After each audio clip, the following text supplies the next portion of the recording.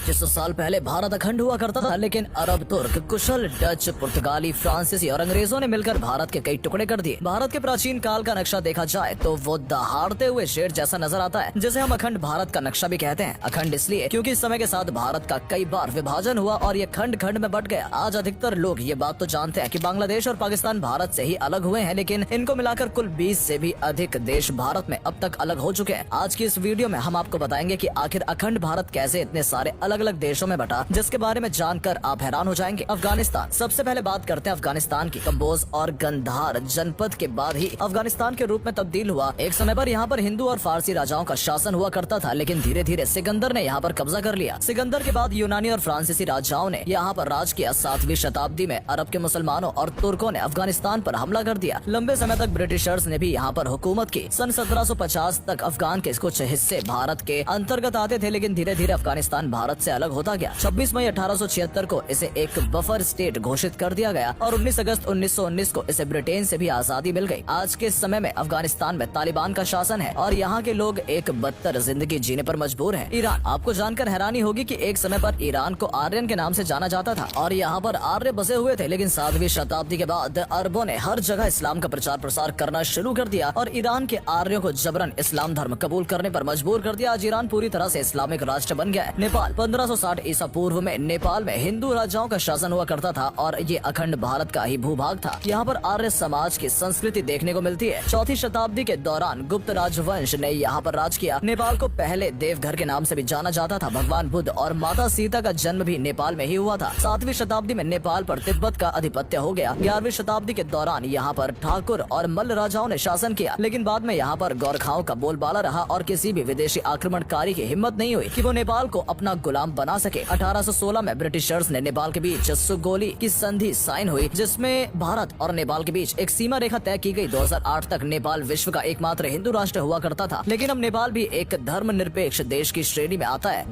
भूटान में वैदिक और बौद्ध धर्म की संस्कृति नजर आती है। भौगोलिक दृष्टि से आप देख ही सकते हैं कि भूटान भारत के अंतर्गत ही आता है और अंग्रेजों के शासनकाल तक ये भारत का हिस्सा रहा। सन 1906 में ब्रिटिशर्स ने भूटान और सिक्किम को अपने कब्जे में लिया था, लेकिन कुछ समय बाद ब्रिटिशर्स और भूटान के बीच समझौता हुआ कि ब्रिटेन भूटान के आंतरिक मामलों में हस्तक्षेप नहीं करेगा। सन 1949 को भूटान ने खुद को एक स्वतंत्र राष्ट्र घोषित कर लिया, लेकिन आज भी भूटान की सुरक्षा की जिम्मेदारी भारत ने ही ले रखी है। बलूचिस्तान भारत के 16 जनपदों में से गंधार का हिस्सा हुआ करता था। 321 ईसा पूर्व में ये जगह चंद्रगुप्त मौर्य के साम्राज्य के अधीन आती थी। सन 711 ईस्वी में मोहम्मद बिन कासिम ने बलूचिस्तान पर आक्रमण किया और बाद में मोहम्मद गजनी ने इसे अपने कब्जे में ले लिया। कुछ समय बाद ब्रिटिश एजेंट रॉबर्ट सेडमैन ने इसे अंग्रेजों का उपनिवेश बना लिया, लेकिन सन 1939 में मुस्लिम लीग की स्थापना के बाद बलूचिस्तान में आजादी की लड़ाई शुरू हो गई। बलूचिस्तान कुल 4 रियासतों में बट गया था। पाकिस्तान के आजाद होने के बाद सन 1948 में मोहम्मद अली जिन्ना ने इसे पाकिस्तान में शामिल कर लिया। तब से लेकर आज तक बलूचिस्तान के लोग अपने लिए एक अलग राष्ट्र की मांग कर रहे हैं और पाकिस्तान से आजादी चाहते हैं। तिब्बत, प्राचीन समय में तिब्बत को त्रिविष्ट कहा जाता था। यहाँ पर ऋषिका और तुषान नाम के 2 राज्य हुआ करते थे। 1207 में साक्य वंश के लोगों ने तिब्बत पर राज किया। एक समय तक यहाँ पर हिंदू संस्कृति और धर्म की झलक नजर आती थी, लेकिन धीरे धीरे ये जगह बौद्ध का गढ़ बन गया। 1907 में ब्रिटिश इंडिया और चीन के बीच एक समझौता हुआ, जिसमें तिब्बत के 2 हिस्से कर दिए गए। एक हिस्सा चीन को सौंप दिया गया और एक हिस्सा लामा को दे दिया गया, लेकिन वर्तमान समय में पूरे तिब्बत पर चीन ने कब्जा किया हुआ है। मलेशिया पहले मलय प्रायद्वीप के तौर पर जाना जाता था और इसके आसपास के इलाके जैसे कंबोडिया, वियतनाम, थाईलैंड, सिंगापुर और फिलीपींस सभी अखंड भारत का भाग हुआ करते थे। यहाँ पर हिंदू आबादी बहुसंख्यक हुआ करती थी, लेकिन विदेशी आक्रमणकारियों से मलेशिया भी अछूता नहीं रहा और धीरे धीरे बौद्ध और इस्लाम धर्म को लोगों ने अपनाना शुरू कर दिया और इस तरह से अखंड भारत से ये भी देश अलग होते चले गए। कंबोडिया, पहली शताब्दी के दौरान कंबोडी नाम के एक ब्राह्मण ने यहाँ पर एक हिंदू राज्य की स्थापना की थी। पूरे विश्व में सबसे बड़ा हिंदू मंदिर भी कंबोडिया में ही मौजूद है, जिसे अंकोर वाट के नाम से जाना जाता है। ये एक प्रसिद्ध हिंदू मंदिर है। समय के साथ कंबोडिया देश में बौद्ध धर्म के अनुयायियों का आगमन हुआ। आज के समय में 95% लोग यहाँ बौद्ध धर्म को मानते हैं। इंडोनेशिया आज के समय में सबसे अधिक मुस्लिम आबादी वाला देश है। यहाँ के लोगों का कहना है कि हमारा धर्म तो इस्लाम है, लेकिन हमारी संस्कृति हिंदू है। आज इंडोनेशिया में 88% लोग इस्लाम धर्म को मानते हैं, लेकिन 14वीं शताब्दी तक इंडोनेशिया में केवल बौद्ध और हिंदू धर्म ही अस्तित्व में थे। 15वीं शताब्दी में इस्लामिक ट्रेडर्स के आगमन के बाद यहाँ पर इस्लाम धर्म का प्रचार प्रसार शुरू हुआ। कुछ लोग हिंदू राजाओं से परेशान हो गए थे और इसलिए उन्होंने पैसों और रोजगार के लालच में आकर इस्लाम धर्म को कबूल कर लिया। लेकिन इंडोनेशिया में आज भी कई हिंदू मंदिर बने हुए हैं। मुसलमानों ने कभी इंडोनेशिया के हिंदू मंदिरों को नुकसान नहीं पहुंचाया और आज भी यहाँ रामायण का आयोजन किया जाता है। म्यांमार को वर्मा के नाम से भी जाना जाता है और प्राचीन काल में इस इसे ब्रह्म देश कहा जाता था। सन 1044 ईस्वी से म्यांमार का इतिहास शुरू होता है और उस समय ये भारत का ही एक हिस्सा हुआ करता था। 1287 ईस्वी में कुबुल खान ने और सन 1754 में अलांक्युपाया ने म्यांमार पर राज किया। अंग्रेजों ने भी म्यांमार पर लंबे समय तक शासन किया। 4 जनवरी 1948 को भारत से अलग होकर म्यांमार ने खुद को एक स्वतंत्र राष्ट्र घोषित किया। थाईलैंड अपने पर्यटन स्थलों के लिए पूरी दुनिया में विख्यात है और आज यहाँ पर अधिकतर लोग बौद्ध धर्म को मानते हैं। लेकिन थाईलैंड में हिंदू कल्चर की झलक आपको हर जगह देखने को मिल जाएगी। यहाँ के लोग खुद को भगवान राम के पुत्र का वंशज मानते हैं। सिंगापुर भी भारत के मलय महाद्वीप का पार्ट हुआ करता था। कहा जाता है कि त्रिभुवन नाम के एक महापुरुष ने एक बार यहाँ सिंह देखा था और उन्हें वो सिंह काफी पसंद आया, जिसके बाद उन्होंने सिंगापुरा नाम का एक राज्य की स्थापना की। सिंगापुर में कई नाम संस्कृत भाषा में लिए गए हैं। 1942 से 1945 तक ये जापान के अधीन रहा और उसके बाद अंग्रेजों ने इस पर कब्जा कर लिया। 1948 में फेडरेशन ऑफ माल्या के बाद मलेशिया अलग देश के रूप में पहचाना जाने लगा। वियतनाम का पुराना नाम चंपा हुआ करता था। यहाँ पर कई हिंदू मंदिर बने हुए हैं और हिंदू धर्म के लोग आज भी यहाँ रहते हैं। साथ ही बौद्ध और कैथोलिक धर्म के लोग भी इस देश में रहते हैं। सन 1945 में 2 सितंबर के दिन इसे फ्रांस से आजादी मिली थी। श्रीलंका और भारत का रिश्ता हजारों साल पुराना है। रामायण काल में रावण लंका का ही रहने वाला था। अंग्रेजी हुकूमत के दौरान ये ब्रिटिश इंडिया का ही पार्ट हुआ करता था। 1948 में इसे अंग्रेजों से आजादी मिली। सन 1972 तक इसका नाम सिलोन हुआ करता था, लेकिन बाद में इसने अपना नाम बदलकर श्रीलंका कर लिया। पाकिस्तान, भारत और पाकिस्तान का विभाजन कब और कैसे हुआ इस बारे में तो आप सभी जानते ही हैं। 15 अगस्त 1947 को भारत और पाकिस्तान अलग अलग देश के रूप में पहचाने गए। इंडिया और पाक का विभाजन धर्म के आधार पर किया गया था। 1947 के बाद सन 1965, 1971 और 1999 में भारत और पाक के बीच 3 युद्ध हुए और तीनों ही युद्ध में पाकिस्तान की करारी शिकस्त झेलनी पड़ी। बांग्लादेश, आजादी के बाद बांग्लादेश को ईस्ट पाकिस्तान के रूप में मान्यता दी गई थी, लेकिन सन 1971 में भारत ने बांग्लादेश को पाकिस्तान से आजाद कराया और इस तरह एक नए राष्ट्र का गठन हुआ। तो दोस्तों, इस तरह अखंड भारत अलग अलग हिस्सों में विभाजित हुआ। यदि भारत आज भी अखंड होता तो दुनिया का सबसे ताकतवर और शक्तिशाली देश के रूप में पहचाना जाता। अमेरिका और रूस जैसे देश भी भारत के आकार के आगे काफी छोटे नजर आते और चीन भी भारत से टकराने के बारे में सपने में भी कभी नहीं सोच पाता। उम्मीद करते हैं कि आपको हमारी ये वीडियो पसंद आई होगी। वीडियो में दी गई सभी जानकारी इंटरनेट पर उपलब्ध जानकारी पर आधारित है। आज के लिए इतना ही। आपसे फिर मिलेंगे एक नई वीडियो के साथ। तब तक के लिए नमस्कार।